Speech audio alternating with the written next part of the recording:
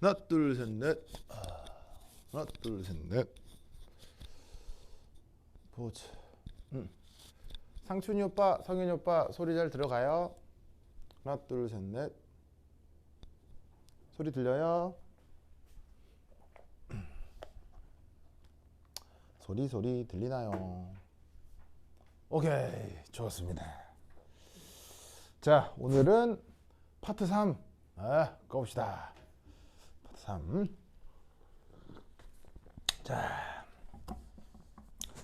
자, 여기서 몇몇 재밌는 문제들 한번 살펴보도록 하겠어요. 자, 우선 입시에서 되게 이제 중요하게 잘 나올 수 있는 것 중에 하나가 그 수소결합이거든요. 그래서 이제 수소결합에 대한 얘기 조금 해보도록 하겠습니다. 근데 수소결합이 여러분들이 알고 있는 수소결합하고 제가 말씀드리는 거하고 상당히 많이 다를 거예요. 네, 뭐 결과가 달라진다는 게 아니고 뭔가 원리적으로 되게 희한한 얘기들이 있을 수 있으니까 조금 살펴보도록 하겠습니다.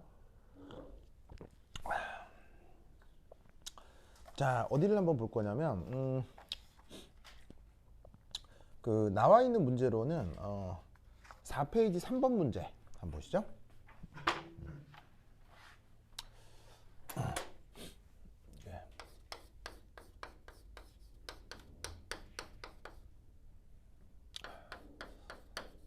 자, 여기서 이제 주로 내가 얘기할 건 바로 수소 결합입니다. 자, 원래 영어 표현으로는 하이드로진 본딩을 이제 우리가 수소 결합이라고 하죠.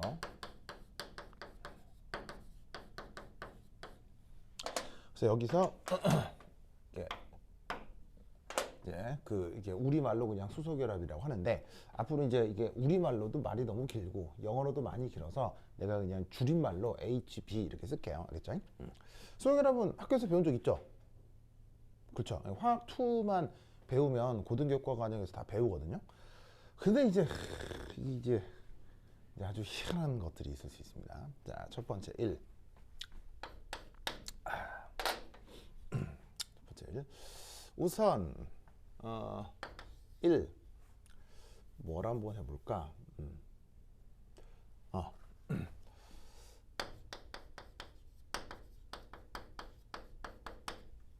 수소결합에선 어떤 각도의 문제가 있거든요. 그걸 좀 살펴보겠습니다. 자, 간단한 퀴즈.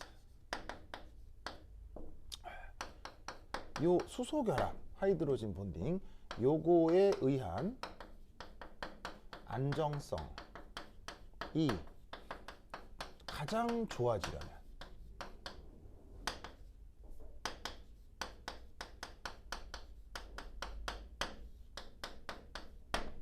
시타가 얼마겠느냐. 자, 난데없는 시타, 각도가 이렇게 나오거든요.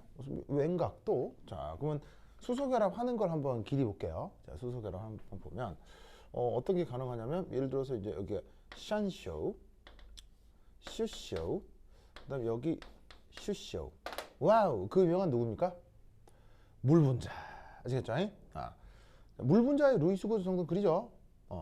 자, 그다음 또 여기에 샨쇼, 슈쇼, 슈쇼 이렇게 있다고 치자. 그럼 아시다시피 산소는 전기 음성도가 커서 델타 마이너스, 그리고 수소는 전기 음성도가 작아서 이게 델타 플러스잖아요. 그죠? 그럼 이때 어디서 수소 결합이 나타나냐면 요 플러스하고 요 마이너스 사이에 강한 분자간 인력인 바로 하이드로진 본딩이 나타난다, 이란 말이지. 그래서 요거는 다 배우거든. 다 배우는데 사람들이 뭘 놓치냐면 바로 이 각도.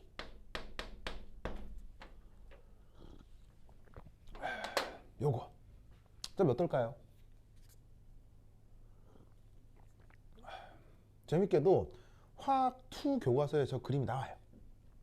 화학2 교과서에 그림이 나오거든요. 정말 나와요. 나오고 화학2 교과서에 각도도 나와요.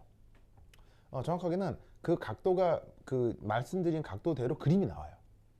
근데 그 그림을 반드시 봤거든요. 화학2 교과서에서. 근데 물어보면 몰라요. 그리고 학교 선생님 같은 사람도 물어보면 몰라요. 학원 간 사람은 잘 몰라요. 몇 도? 진짜로 오늘 학교에 가셔서 집에 가셔서 화학수 교과서를 뒤져보세요. 정말 이렇게 돼 있을 거예요. 바로 180도입니다. 진짜 학교책에 그렇게 돼 있을 거예요. 정말 그렇게 돼 있습니다. 네. 근데 어떻게 돼 있냐면 산소, 수소, 산소가 이게 180도니까 일직선으로 그려져 있거든요.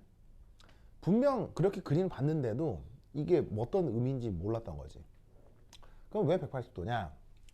자, 이 플러스하고 마이너스 사이는 인력이 있는 게 맞겠죠.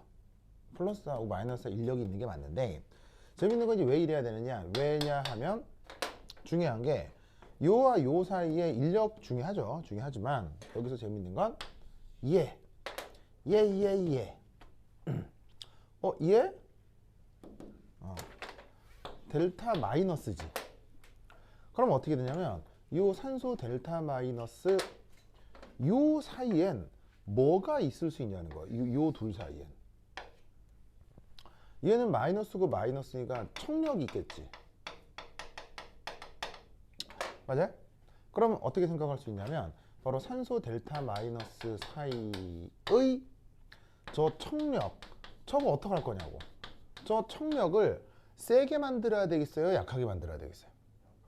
얘는 약하게 만들어야 되겠죠. 그러려면 둘 사이에 거리는 가깝게 붙여야 되겠어요? 멀리 떨어뜨려야 되겠어요? 멀리 떨어뜨려야 되겠죠. 무슨 말 알겠죠? 그러려면 각도가 몇 도인 게 좋아요? 180도인 게 좋아요. 그래서 수소 결합이 일어날 때는 산소, 수소, 산소 사이가 어떻게? 얍! 리니어. 알겠죠? 내 거짓말 안 하고 진짜 수능 문제에도 저렇게 나와요. 수능 문제에도 수소 결합 그림 막 나오잖아요. 나오면 정말 수능 기출 보세요. 수능 보면 진짜로 산소, 수소, 산소가 이렇게 돼 있어요. 정말이에요. 단 한 번도 그게 몇 도인지 묻는 문제가 없을 뿐. 무슨 말 알겠죠? 네. 근데 공부를 많이 한 나나 교수 같은 사람들은 이런 걸 알아요. 그리고 이런 걸 물을 수 있다고요. 아시겠죠? 근데 보시다시피 설명하는 방법이 뭐 되게 이상해요. 완전 쉬운 설명이에요. 완전 쉽죠? 근데 이게 아주 중요한 요소로 작동할 수 있어요. 알겠죠? 자, 뭐냐? 이렇게. 자, 두 번째는 이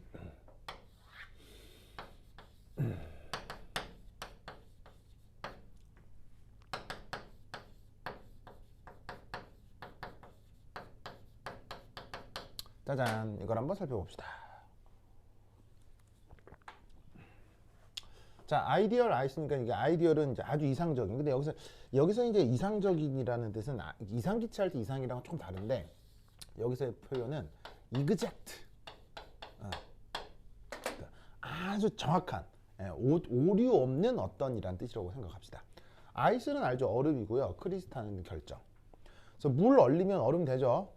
그 얼음이 아주 이상적으로 완벽한 결정을 이뤘을 때 그때 구조를 한번 살펴보자 이런 말이죠. 자, 한번 길이 볼게요. 자, 여기 보이다시피 샨쇼. 그러면 샨쇼 주변에는 보시다시피 슈쇼가 두 개가 있죠. 슈쇼 두 개가 요래 슈쇼. 자, 또 요래 슈쇼. 맞나요? 자, 근데 루이스 구조상 요 산소에는 혹은 자, 뭐가 추가로 있을 수 있냐면 A 혹은 그림 잘 그려져야 되는데 A 이렇게 되면서 여기에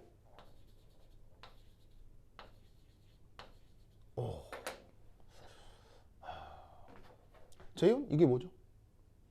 그렇지. 이런 식의 비공유 전자쌍이 있죠. 그리고 내가 어제 수업에서 비공유 전자쌍 같은 거 그릴 때 조심하라고 했죠.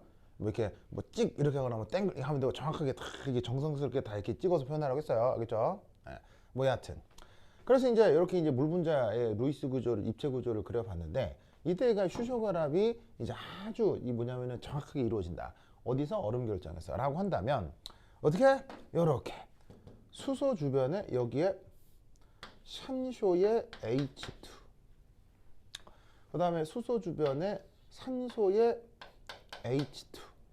바로 또 다른 물 분자들이 와서 접근을 하게 될 거란 말이에요.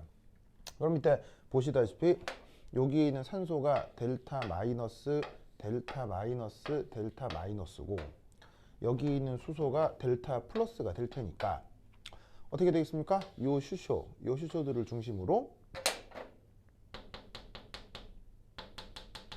이렇게 하이드로진 본딩이 이루어지겠죠. 맞나요? 자, 그리고 이 수소 결합은 여기뿐 아니라 어디서도 가능할 거냐면 자, 바로 요렇게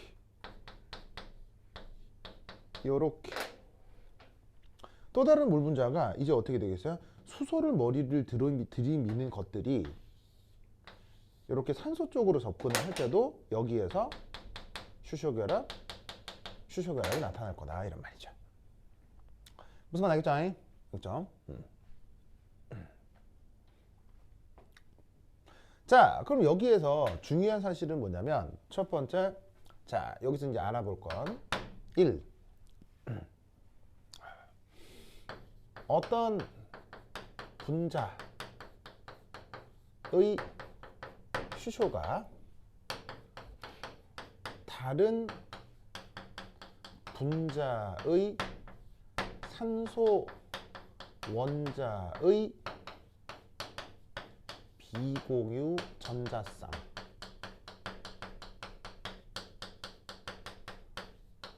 쪽으로 향하겠구나. 자, 이거 무슨 말인지 알겠어요? 수소 결합이 이루어질 때 수소가 양쪽에 산소 원자 사이 있다고 하잖아요. 수소 원자가 양쪽에 산소 사이 있다고 하잖아요. 근데 구조적으로 보면 여기 있는 수소가 다른 분자 산소의 비공유 전자쌍 쪽으로 향한다는 얘기예요. 비공유 전자쌍 쪽으로 향한다는 얘기예요. 알겠죠? 이건 매우 이상한 얘기예요. 상당히 그럴듯해요. 그럴듯하죠. 왜냐하면 수소가 플러스 성격을 갖기 때문에 아무래도 전자가 있는 쪽으로 향하게 되겠죠. 무슨 말 알겠죠? 자, 그 다음 또 중요한 게 두 번째 이 방금 얘기했듯이 결합각 조심하셔야 되죠. 자, 결합각 아까 뭐라고 했어요? 이 사이가 몇 도? 180도. 그렇죠? 180도. 그래서 수소를 중심으로 180도, 수소를 중심으로 180도, 180도, 180도. 무슨 말 알겠어요? 이 결합각 때문에 어떤 현상이 나타날까요? 다 알고 있는 현상이 나타나요. 이 결합각 때문에 유도되는 현상이 뭘까요?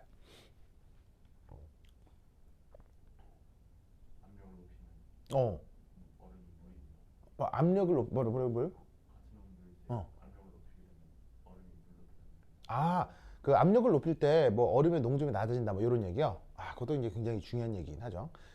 중요한데 여기서 이제 얘기하려고 하는 건 바로 이겁니다. 뭔 얘기를 할까? 이거 바로 물에 얼음이 뜨죠.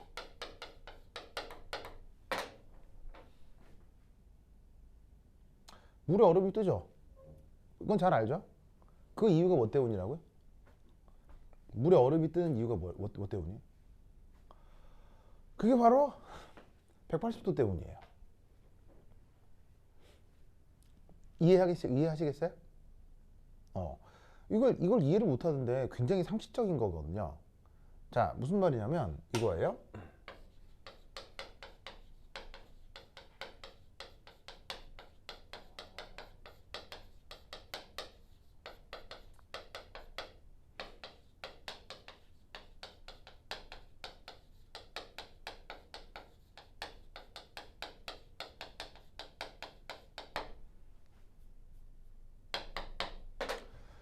자, 이게 무슨 말이냐면요. 레고 갖고 오느라고 저기 레고 좋아해. 레고? 사실 나도 레고를 좋아합니다. 그래서 어렸을 때 내가 초등학생보다 더 이건 레고가 나온 지 뭐 100년이 넘으니까 레고 역사 100년 정확히 모르겠네. 한 미니멈 수십 년이기 때문에 내가 초등학교 때보다 훨씬 예전부터 있었거든요. 네. 그래서 아마 레고는 그 덴마크가 만들어낸 아마 그 최고의 그 상품 중에 하나일 거예요. 덴마크 최고의 상품, 레고죠. 사실 그 레고는 지금 거의 예술의 경지에 도달한 사람들도 있기 때문에 하여튼 그 대단한 건데, 레고 만들어 보면 알까. 만들어 보면 레고 딱 하나 사면. 그래서 근데 저때 옛날에 그거 어벤져스 나올 때 어벤져스 인피니티 워 시리즈가 다 있거든요. 근데 다 샀어요. 다 사가지고 집에서 딸들이랑 다 만들어가지고 탁 집에 이렇게 탁 해놨어요. 다 있어 집에. 부럽지? 진짜로요? 스타워즈 다 있어요? 대단하다. 오, 부럽다. 오, 대단하다.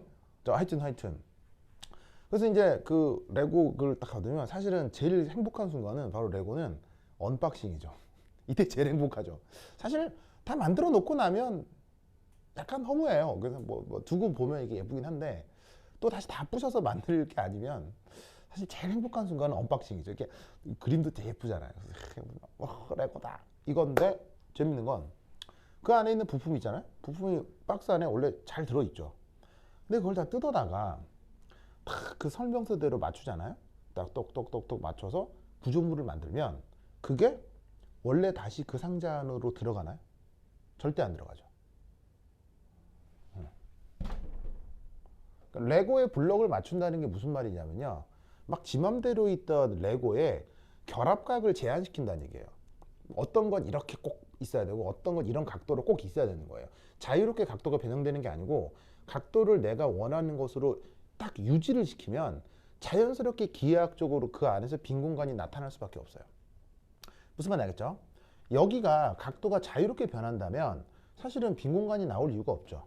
근데 여기가 180도로 최적화된 게 그게 이상적인 얼음 결정 구조이기 때문에 요런 데에서 빈 공간이 나타날 수밖에 없어요. 레고에 빗대어 설명하니까 바로 느낌이 빡 오죠. 그러니까 얼음이 밀도가 더 작아지는 거예요. 무슨 말인지 알겠죠? 그래서 물 위에 뜬다고. 그러니까 예를 들어서 그 얼음이 물에 뜨는 현상에 대해서 뭐 예를 들면 뭐 얼음이 되면 중간에 뭐 빈 공간이 생겨요. 뭐 육각수예요. 뭐 이상한 말 하잖아요. 육각수, 뭐 개뿔. 근데 그것의 이유가 뭐다? 바로 결합각 제한이에요. 무슨 말인지 알겠죠? 그래서 결합각이 상당히 중요하다. 자, 그 다음 세 번째. 이 그림에서 이제 또 하나 알 수 있는 사실은 이거겠습니다. 자, 보시다시피 이 산소는, 여기 있는 물 분자는 수소 쪽으로도 비공유 전자 쪽으로도 수소 결합이 이렇게 막 이루어지고 있죠. 구조가 아주 이상적이라면.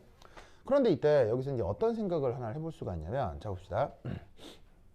내가 박수를 한번 짠 쳤어요. 박수 소리가 났죠. 오, 박수 소리. 자, 근데 박수 소리 한 번을 치기 위해서 내가 손바닥 몇 개를 동원했어요? 2개를 동원했죠. 자, 손바닥 하나로 안 되죠. 하나로 안 되죠. 반드시 2 손바닥으로 한 번의 박수 소리를 만든 거예요.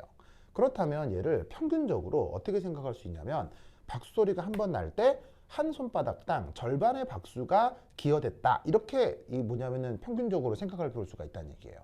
자, 그럼 이 말은 무슨 말이냐면, 이 이상적인 구조에서 이게 수소결합이지만 이 수소결합을 이루려면 얘만으로는 안 되죠. 얘만으로도 안 되죠. 반드시 얘가 2개 동시에 있어야 되죠. 그러니까 둘의 기여도가 똑같다고 해주는 거예요. 혼자서는 절대 안 되니까.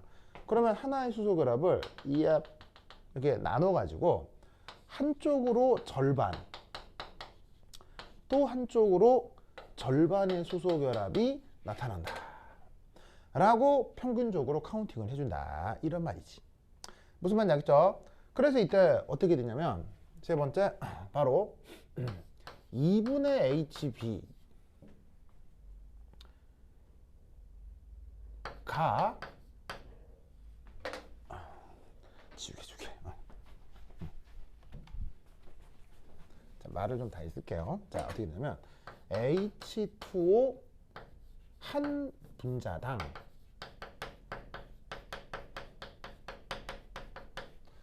이 하이드로진 본딩의 절반이 어떻게 내 방향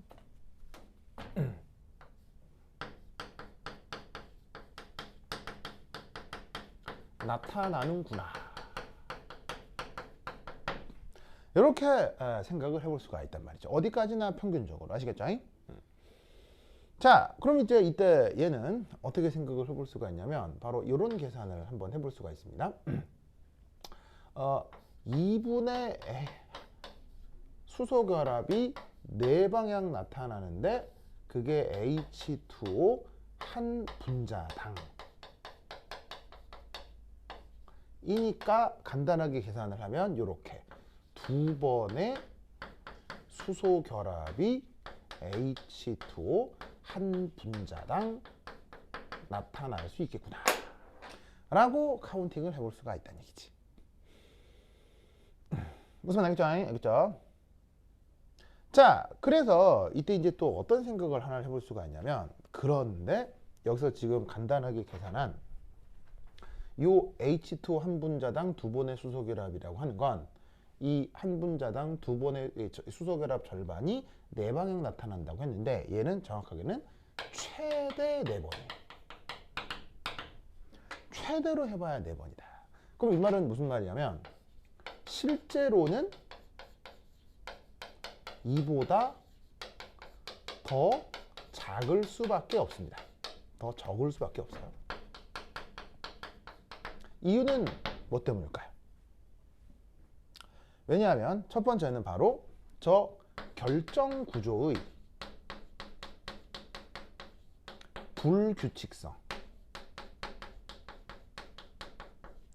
자, 뭔 말이냐면 지금 이 구조가 아주 이상적으로 나타나면 이렇게 된다는 얘기예요. 그리고 지금 이 모습이 어디서도 여기서도 또 확장되고 여기서도 또 확장되고 또 확장되고 또 확장된다는 얘기예요. 그러니까 이 모습이 모든 산소에서 계속 확장돼서 무한히 확장된 게 그게 이상적인 얼음 결정 구조인데 이때 뭐 분자가 가지고 있는 운동 에너지 때문에 이 자리에 있을 어떤 H2O 분자가 어디론가 가버릴 수도 있다는 얘기죠. 그러면 어딘지 어느 자리가 비어버리면 여기서 이렇게 정확하게 네 방향이다 할 수 없죠. 그러니까 얘는 최대 네 방향이다. 아시겠죠? 그래서 그거를 여기 결정 구조의 불규칙성 때문에 이것보다 살짝 작아질 수 있고요.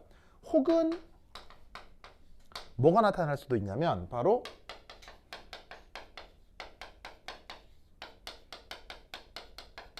표면이 나타날 수도 있어요. 자, 무슨 말이냐면 얼음이 있는데 얼음이 영원히 커요. 얼음이 뭐 이렇게 정해져 있어요. 정해져 있잖아요. 그럼 얼음의 가장 최외곽에 있는 얘는 여기에 물이 있겠어 없겠어요? 없잖아. 그것도 빈다는 얘기지. 무슨 말인지 알겠죠? 그래서 뭐 사실은 요 얘기나 요 얘기는 좀 비슷한 얘기긴 합니다. 여하튼 이 값은 뭐라고요? 최대 그 수소 결합의 개수가 된다는 얘기죠. 그래서 여기서 간단하게 이제 quiz H2O 1몰로 만들 수 있는 최대 어디까지나 최대 하이드로진 본딩 개수는 그럼 몇 개? 몇 개 있어? 당연히 2몰개가 된다 이런 말이죠. 왜? 한 분자당 두 번이라고 했으니까 1몰 있으면 두 배겠지 뭐. 아시겠죠? 이렇게 이제 얼음 결정에 대한 구조를 생각을 해볼 수가 있습니다. 알겠죠? 알겠죠? 이것으로부터 요거 여기 줄게요. 지금 나인? 예. 오샤. 3.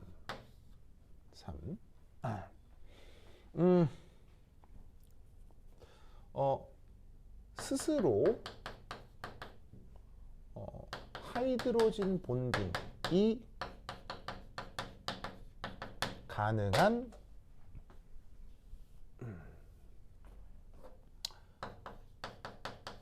분자들의 경우를 한번 좀 얘기를 해보도록 하겠습니다. 뭐 스스로 수소결합할 수 있는 거 억수로 많은데 그 중에 수능에도 나올 정도로 아주 유명한 굉장히 유명한 애들.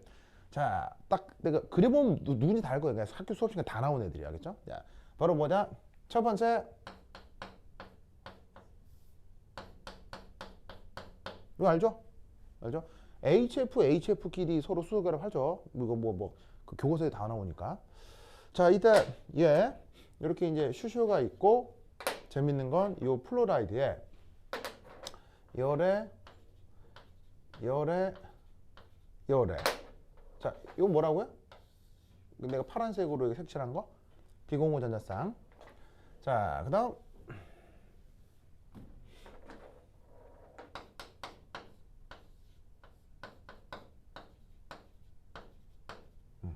이 뭐야? 방금 그린 문 알겠죠?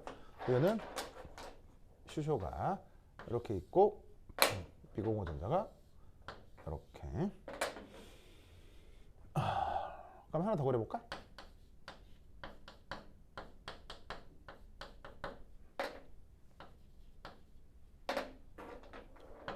이렇게.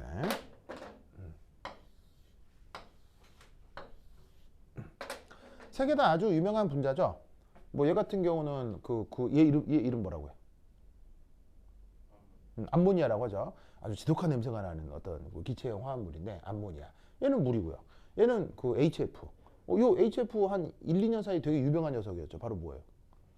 예, 바로 그 일본이 우리나라에 경제적 타격을 주려고 막 수출 규제했던 HF. 결국 손해는 누가 다 봤죠? 일본이 다 봤습니다. 왜냐하면 일본의 HF를 납품하던 중소기업은 다 망해버리고요. 이 HF를 우리 국산 자체 생산을 해버리면서 일본의 HF 생산업체 다 도산했습니다. 진짜 이상한 사람들이에요. 네. 참, 하여튼 상식적으로 이해가 어떻게 그렇게 멍청한 전략을. 아니 그게 아니고 생각해봐. 내가 중소기업을 하는데 내 제품이 애플이나 삼성에 납품이 돼. 그럼 이건 아무것도 아닌 일이에요. 엄청난 일이에요. 엄청난 일이죠. 근데 그거를 안 팔아! 이게 말이냐고! 진짜. 진짜 하여튼 뜻모를 사람들이에요. 하여튼 anyway. 자, 어쨌건 유명한 분자들인데 스스로 이제 수소결합을 할 수 있습니다. 자, 그럼 얘들.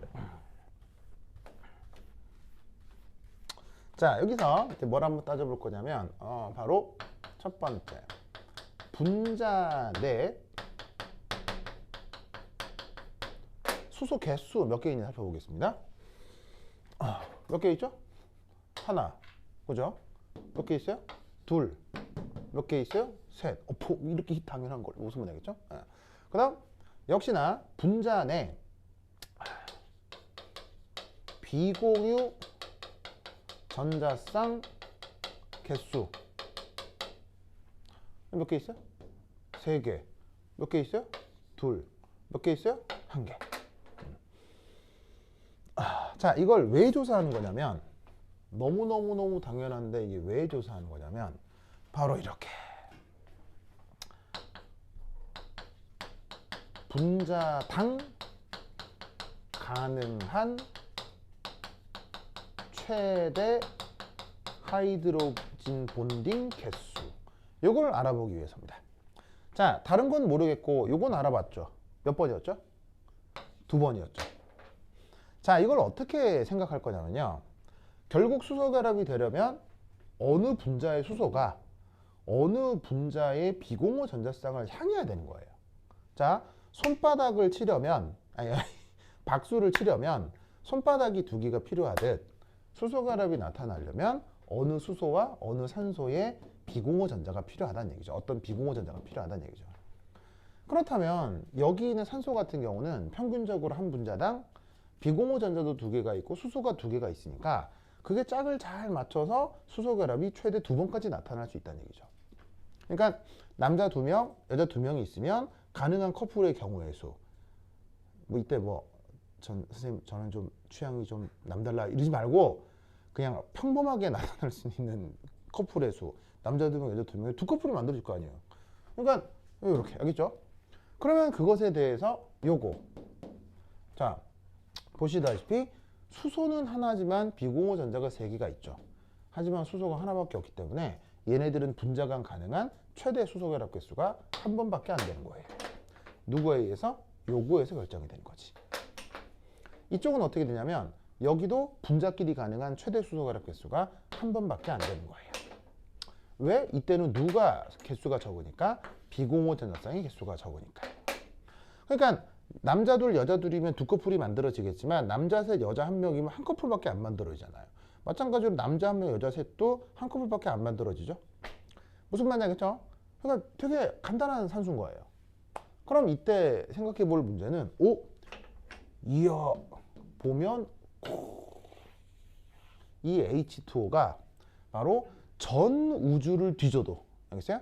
전 우주를 뒤져도 이렇게 저분자량 물질 중에는 바로 이 하이드로진 본딩의 가장 최적화된 분자인 것이다 라는 생각을 할 수가 있다는 얘기예요. 무슨 말인지 알겠죠? 물론 분자 자체가 구조적으로 아주 복잡해지면 더 다양하게 나타날 수 있는데, 분자량이 이렇게 크지 않은 저분자량 물질에 대해서는 이 H2O 물 분자야말로 수소 결합에 가장 최적화되어 있는 구조겠구나 라는 것을 생각해 볼 수 있다 이란 말이죠. 무슨 뜻인지 아시겠죠? 알겠죠? 여기까지 잘 들어가지 소리. 특별히 올라온 거 없지. 그렇지. 여러분 잘 들리죠? 소리 잘 들어가죠? 답이 없어. 상춘아, 성현이 오빠 잘 들려요? 오케이, 잘 들어가죠? 오케이. 그래서 요 논리를 꼭 기억해 두시기 바랍니다. 요렇게 카운팅 된다, 요렇게 카운팅 된다. 알겠죠? 자, 그 다음 이제 두 번째. 여기 줄게요. 준다. 에이.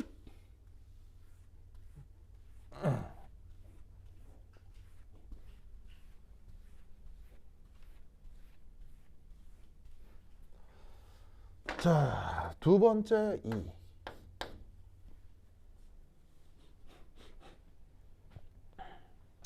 자, 여기서 또 되게 중요한 사실은 뭐냐면 바로 이겁니다. 바로 요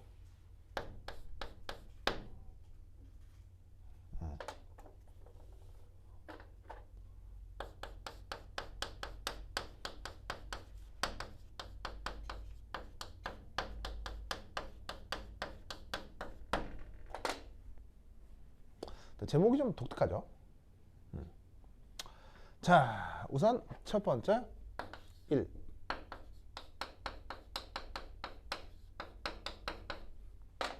이 얘기를 하려고 하는 어떤 생각에 대한 그 좀 시작을 한번 얘기해 보자고요. 자, 예를 들어서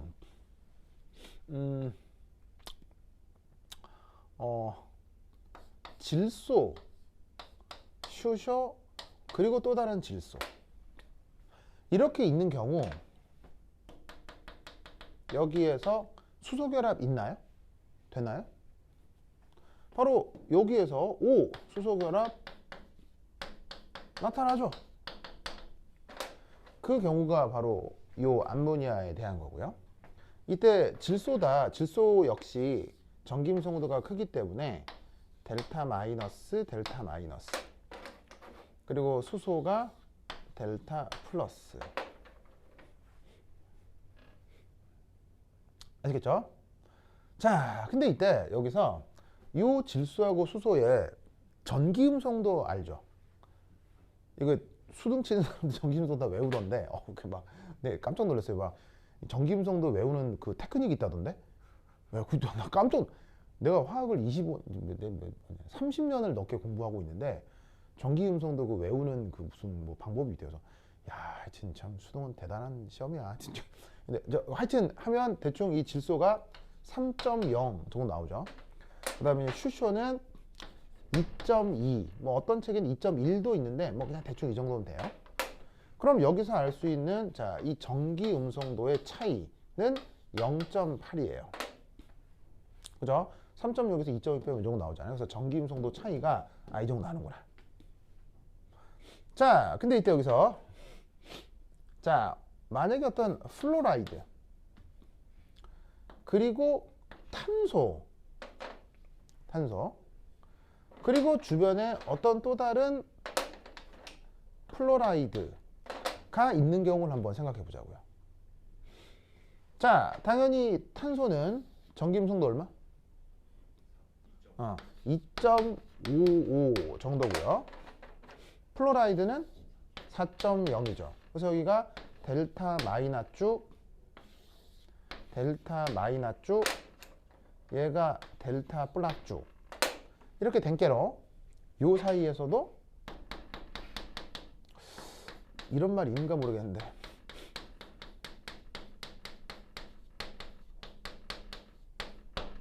이런 거 있냐고요. 자, 이 경우는 전기음성도 차이가 얼마예요? 한 1.5 정도 되는 거죠. 무슨 말 알겠어요? 오히려 전기음성도 차이가 어디가 더 커요? 이쪽이 더 크죠. 무슨 말 알겠어요? 이쪽이 더 크기 때문에 그것만 놓고 보면 여기서 수소결합 같은 게 나타나야 할 것 같단 말이에요. 근데 실제로 이런 건 있어요, 없어? 이런 건 없다는 거지. 그러면 이 말이 무슨 말이냐? 여기서의 문제의식은 뭐냐면 바로 수소결합이 만들어질 때 전기 음성도 차이가 전부는 아니라는 거예요. 어디서? 수소결합이 만들어질 때. 그러니까 전기음성도 차이가 크게 나는 게 주요, 뭐 당연히 뭐 필요한 요소예요. 필요한 요소지만 그게 수소결합을 설명하는 전부가 아니란 얘기예요. 무슨 말 알겠죠? 자, 그러면 이때 우리는 뭘 알아야 되느냐? 여기 찍을게요.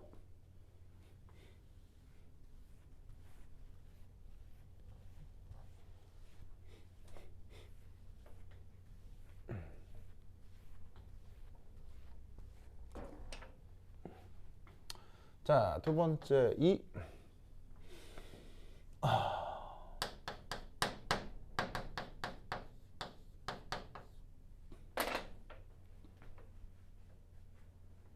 자, 수소라고 하는 저 녀석 자체의 성격을 좀 살펴볼 텐데요. 우선 첫 번째 자, 수소는 전자가 몇 개 있죠? 한 개뿐이죠. 이게 뭐로 나타나냐면 바로 수소 만약에 1 플러스 양이온이다. 자, 수소 1 플러스 양이온 이름을 뭐라고 하죠? 우리가 프로톤, 그러니까 영어 표현으로는 이렇게 쓰고 왜 우리말 번역은 양성자 이렇게 쓰는 거 아니에요, 그렇죠? 뭐 아니면 뭐 수소 이온 이런 말을 쓰기도 해요. 뭐 다 좋은데 만약에 얘가 한 개뿐이기 때문에 H 플러스가 되면 여기 전자 몇 개 있어요? 전자가 아예 없죠. 혹은 수소 델타 플러스. 그럼 이건 뭔 뜻이냐면 예를 들어서 이제 우리가 아까 얘기했던 HF 같은 거 있죠? 그럼 이게 실제로 부분 전하를 그러니까 찾아보면, 그러니까 조사 데이터를 보면 플로라이드가 0.4 마이너스고요. 수소가 0.4 플러스 정도 돼요. 그럼 이 말은 전자가 몇 개 이동을 한 거냐면 수소에서 플로라이드로 0.4개의 전자가 이동한 거거든요. 그럼 수소가 원래 전자가 하나밖에 없으니까 여기는 전자가 몇 개가 남아 있는 거예요. 0.6개의 전자가 남아 있는 거죠. 무슨 말이냐? 평균적으로 보자면. 그럼 이 말은 무슨 말이냐면 여기는 전자가 하나도 없고 여기는 전자가 1도 없는 거죠. 1도 없잖아요. 0.6개 있으니까. 무슨 말이 알겠죠? 그러니까 어떻게 되냐면 수소가 정말로 양성자이거나 아니면 델타 플러스 1 때 어떻게 된다? 그 전자 밀도가 극도로 낮아요. 전자 밀도가 낮다는 거 무슨 말인지 알겠죠? 낮아서 다른 분자의 원자의 전자구름 속으로 쑥 들어갈 수가 있습니다.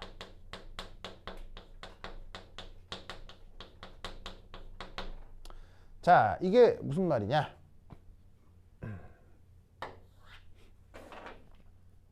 자, 어떤 실험 데이터가 하나가 있는데, 자, 여기 샨쇼가 있고 슈쇼가 있습니다.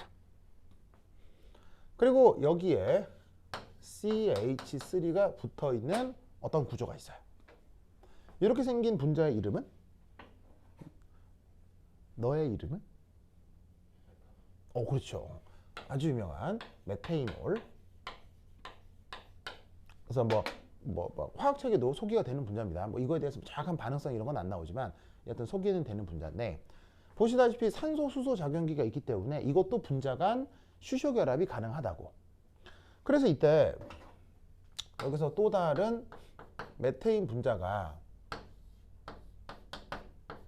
요래 있을 때 당연히 샨쇼가 델타 마이너스니 중간에 껴있는 요 수소를 중심으로 뭐 하이드로진 본딩이 가능할 거라 이런 말이에요. 무슨 말 알겠죠? 근데 이때 또 사람들이 여기서부터 여기까지 또 거리를 또 재봤네. 자로 재서 거리가 얼마나 재봤네. 그랬더니 놀라웠게도 대강 이 정도 나와. 250피코미터. 그러면 아니 뭐 이 숫자 뭐 그렇다고 이거 맞다고 치자고 뭐 이 숫자를 외울 수도 없고 이게 무슨 의미냐 라고 했을 때 놀라운 것은 바로 요 산소의 원자 반지름, 이게 얼마냐면 150피코미터 정도가 돼요. 그러면 숫자를 외우라는 게 아니고요, 이 숫자하고 이 숫자를 생각을 하면 좀 이상한 거예요. 무슨 말 알겠죠? 그래서 이 경우 요 하이드로진 본딩에 대한 모델링을 해보자는 얘기죠. 그러면 어떻게 되냐면 요 두 산소를 편의상 뭐 이렇게 둥글하게 이제 뭐 구형으로 한번 표현해 보겠습니다. 얘가 지금 여기에 있는 요 옥시젠, 산소를 옥시젠이라고 하는 건 알죠? 델타 마이너스죠. 여튼 델타 마이너스. 그 다음 여기는 이 산소, 얘가 지금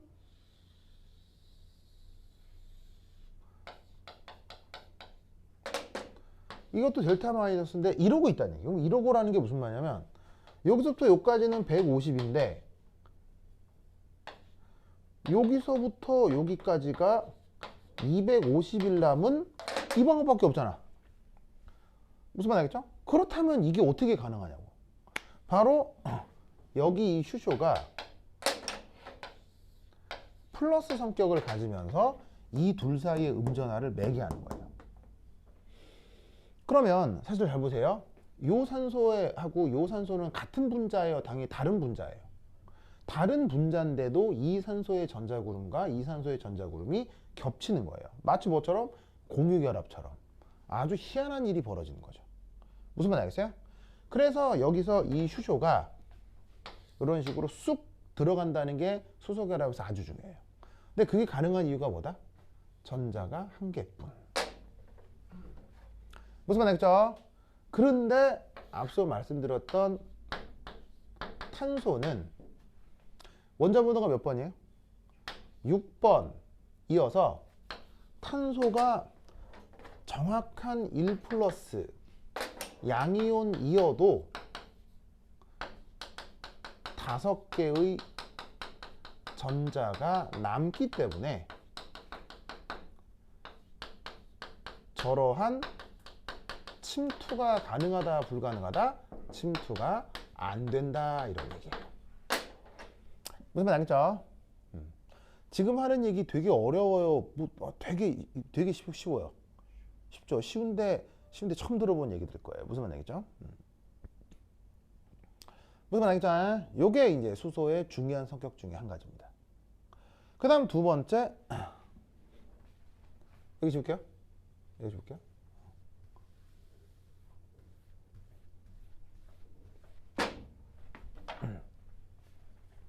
이 두 번째는 이렇게 수소는 결합선. 자, 루이스 구조 그리다 보면 결합선 막 그려지잖아요. 그 수소는 결합선이 몇 개 나오죠? 또 한 개뿐이에요.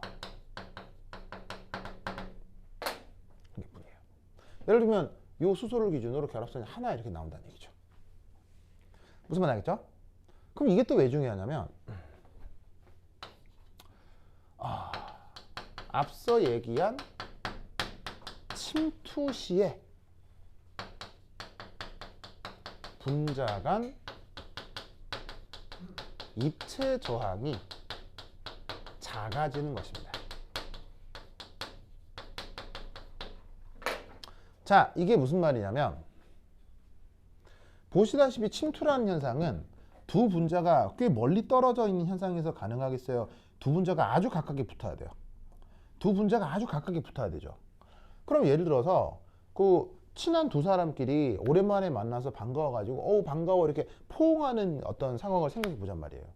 그러면 사람끼리 포옹한다. 그럼 이거는 되게 거리가 가깝게 붙는 거 아니에요. 근데 내가 포옹을 하려고 하는데 갑자기 주머니에 이렇게 쑥 나와 있는 거 이렇게 나와 있으면 이게 돼요 안 돼요? 그 얘기예요. 무슨 말이 알겠죠? 그럼 이게 무슨 말이냐? 아까 이런 거 안 된다고 했죠. 안 되는 또 하나의 이유,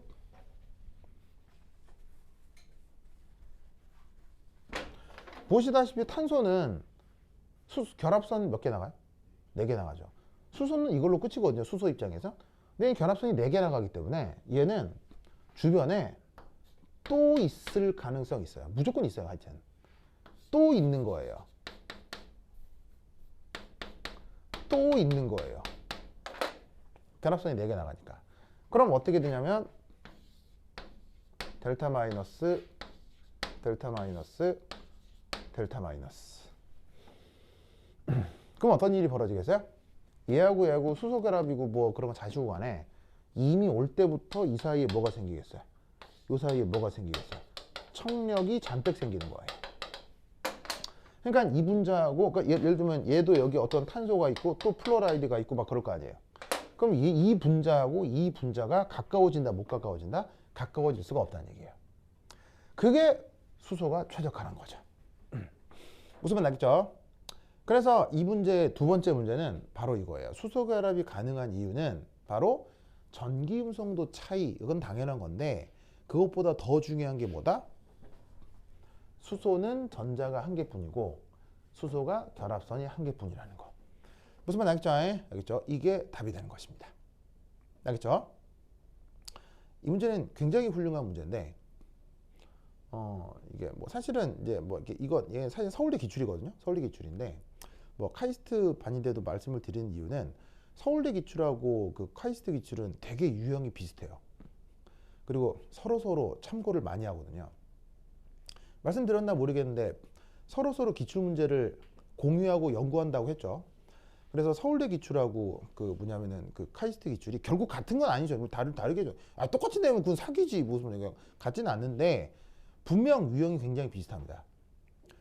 그래서 어떻게 된다? 중요한 기출 문제를 보여드리는 건데 이 문제 같은 경우는 내가 되게 그 의미가 있는 것 중에 하나가 2011년인가 서울대가 그 기출 문제가 틀렸어요. 이런 얘기 처음 듣죠. 근데 서울대가 기출 문제를 틀리게 낸 거예요. 문제가 뻥 났어. 근데 아무도 모르지. 왜? 나 같은 전문가만 보면 알 수 있어. 화학적인 지식이 있어야 알 수 있는 오류가 있거든요. 그러니까 일반 사람들은 잘 모르는 거야. 그러니까 쉬쉬하고 넘어갔던 거지. 근데 서울대 화학과 교수들은 알겠어요, 모르겠어요? 알겠지. 그 문제 난 누가 낸지도 알아요. 그해 하필 서울대에 처음 부임하신 그해 조교수 누구신데 그분이 문제를 낼 때 실수하신 거예요. 근데 서울대 화학과는 이렇게 그래서 어떻게 생각하냐면 뭐 사실은 학생들 입장에서 서울대 의대가 최고죠. 뭐 최고인데 서울대 내에서는 서울대 화학과가 아주 특별한 위치에 있어요. 물론 지금 교수들은 아닌데 지금 막 은퇴하신 명예 교수들 있죠. 그분들은 1960년대 고등학생이었을 거 아니에요.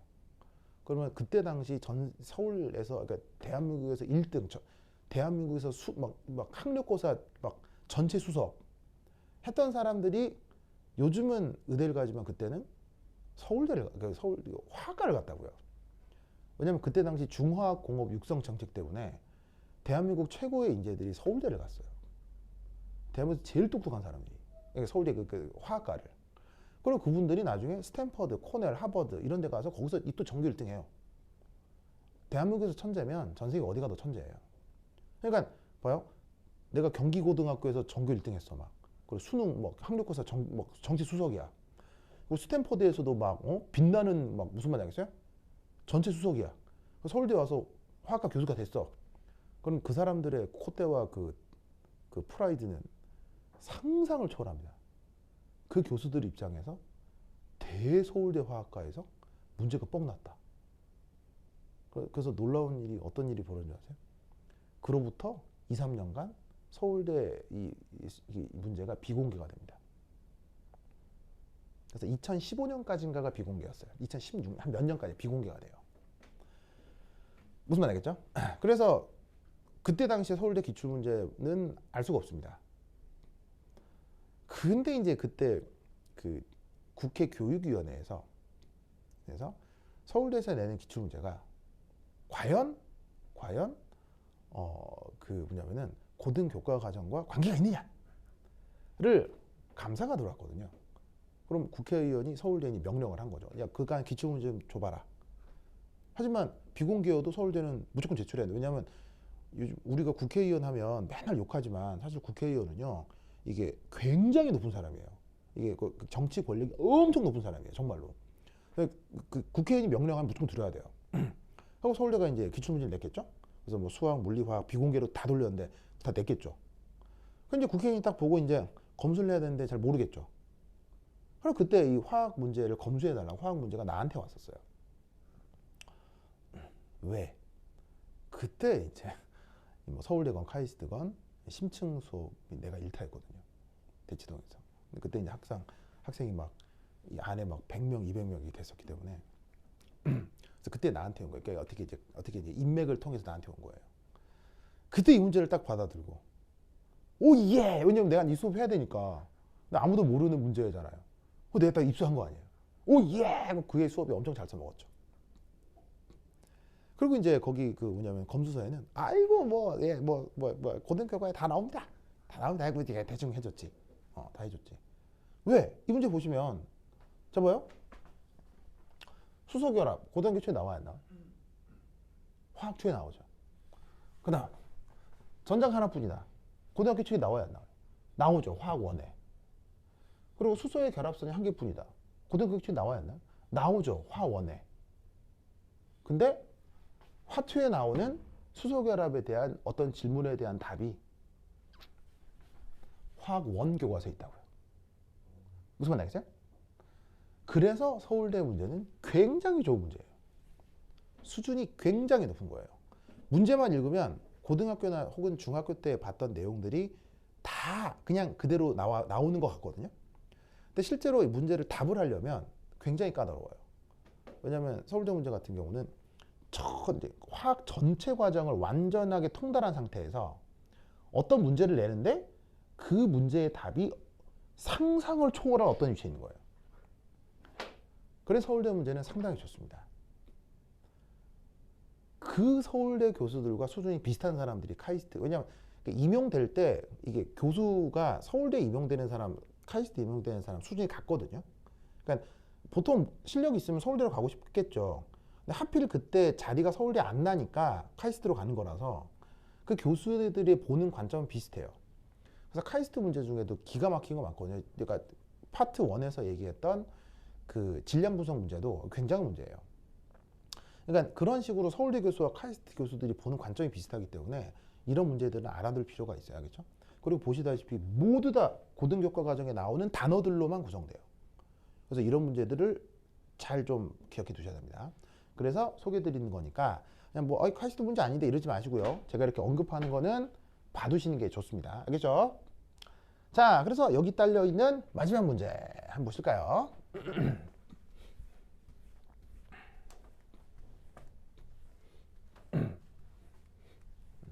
내가 일타였다고 내가 뭐 대단한 그런 사람이 아니고요. 나도 우연찮게 일타가 됐었어요. 우연찮게. 예. 그러다가 이제 대치동에서 무슨 일이 생겨가지고 대치동에서 떠났어요. 다른 일을 하다가 요즘은 또 이쪽에 되게 잘하신 또 다른 선생님이 계시죠. 이제 그러다 보니 지금 이제 노바디가 됐어요. 노바디. 네. 노바디. 자, 하여튼 보자. 그래서 지금은 3류 강사. 자, 그다음에 세 번째. 자, 세 번째는 거기 이제 어떤 말이 나오냐면 이런 말이 나옵니다. HF. 으아, 불화수소. 응? 재팬, 니뽕, 불화수소. 무슨 말 알겠죠? 자, 요 불화수소 S 이렇게 쓴 거니까 고체의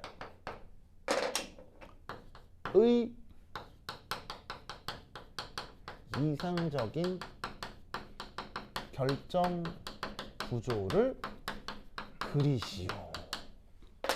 라는 게 붙어 있는 세 번째 문제가 되겠습니다. 그러면 1번, 2번, 3번이 전혀 관계없는 문제 같아 보이겠지만 지금 제가 앞에서 설명한 모든 것들을 총망라해야 이걸 그림을 그릴 수가 있습니다. 어떻게 될까요? 자, 제가 한 15초 드리겠습니다. 한번 트라이 해볼까요? 시작!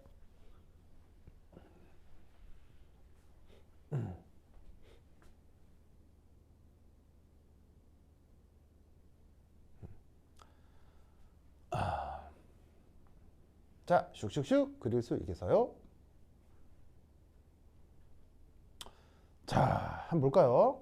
자, HF도 고등교과서에 나오고요. 수소결합도 고등교과서에 나오죠. 근데 그걸 그려볼 생각을 못 했잖아요. 근데 지금 제가 해드렸던 모든 내용들이 총망라가 되면 그림이 이렇게 됩니다. 요렇게.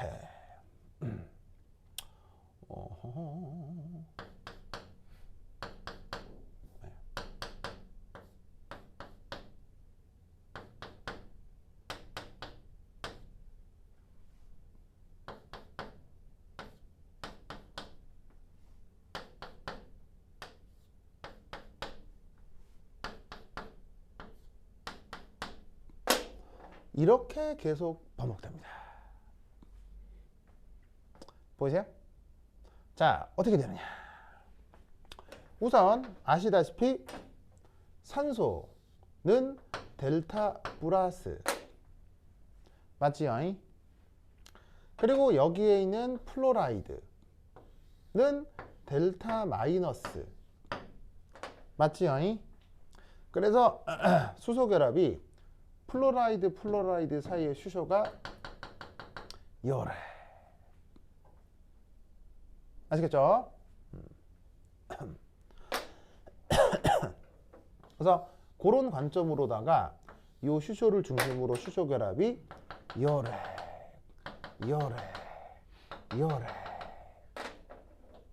계속 번갈아 나타나는 거예요.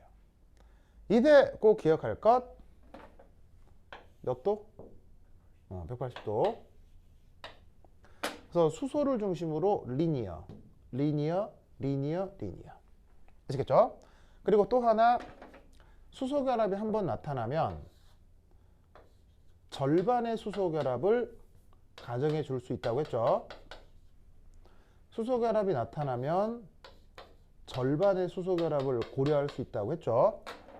그렇다면 요 HF 한 분자당 평균적으로 수소결합이 몇 번 이루어져요? 2분의 수소결합 더해져서 한 번의 수소결합이 나타나죠. 그거 앞에서 했죠. 그게 다 지금 앞에서 했던 모든 얘기가 지금 여기에 다 나타난다는 얘기입니다. 알겠죠?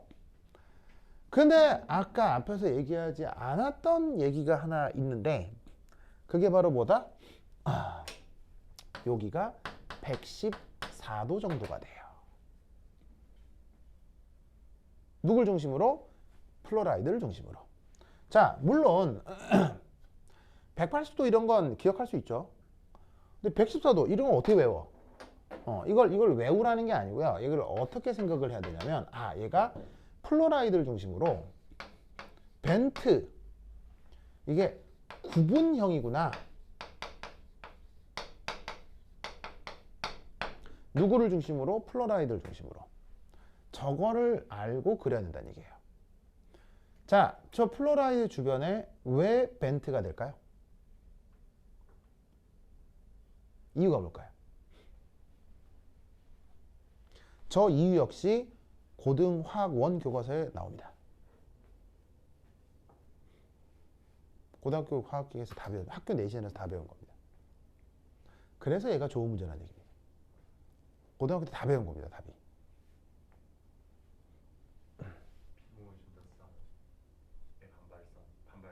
그렇지. 자, 뭐냐? 플로라이드에는 뭐가 있죠? 짜잔, 짜잔, 짜잔. 비공호 전자쌍이 있죠? 비공호 전자쌍이 몇 개?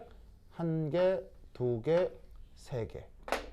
그래서 아까도 말씀드렸다시피 수소가 비공호 전자쌍으로 향하는 게 수소 결합이라고 했잖아요. 그런데 하다 보니 비공호 전자쌍이 몇 개 나와요? 두 개가 남는 거죠. 그것에 의한 뭐? 왜냐 하면 전문용어로 VSEPR이라는 말을 씁니다. 아마 학교에서 그 얘기해 주시는 선생님도 있을 거고 안 해주시는 선생님도 있을 건데 이거 이제 우리말 번역으로 뭐예요? 바로 전자쌍 반발 이론이라고 하죠. 그래서 이제 우리말로는 이렇게 번역하고 영어로는 이제 Valential Electron Pair Repulsion이라고 해서 이렇게 줄여 쓰는데 교수들은 사실 요것보다는 요게 더 익숙합니다. 근데 이거 다 하여튼 고등학교 때 배우는 거죠. 그럼 뭐 예를 들어서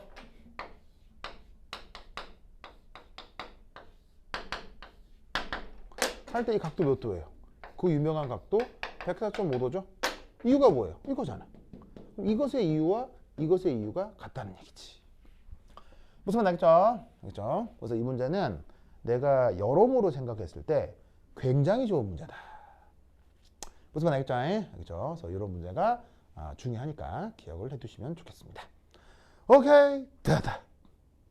그러면 한 10분 쉬었다 보도록 하겠습니다. 환시 갔다 오세요. 뽀롱.